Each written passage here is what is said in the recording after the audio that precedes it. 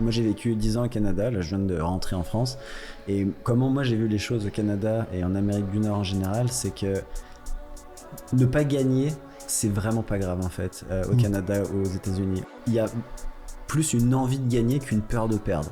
Donc c'est comme je l'ai vu. Les gens ils y vont, ils essayent, et si on gagne c'est super, si on perd, on recommence. J'ai remarqué qu'en France, il y a vraiment plus cette paralysie de...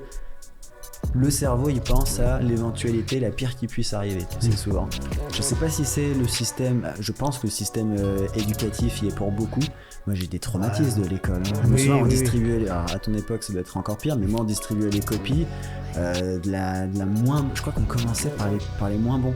Alors je me souviens encore de l'émotion d'avoir la boule au ventre, qu'on me distribue la copie trop tôt dans le... Ça, en Amérique et qu'on du Nord, annonce la note. Et qu'on annonce, et en ouais. plus, alors des fois il y avait l'humiliation qui venait avec et tout, c'était dur quand même comme système Oui, scolaire. oui, non, mais je pense que c'est très judéo-chrétien. Je veux dire, Oui, voilà, c'est ça. Et c'est un mélange entre les pays latins et l'éducation, bon, qui est liée en fait judéo-chrétienne, quoi. Oui.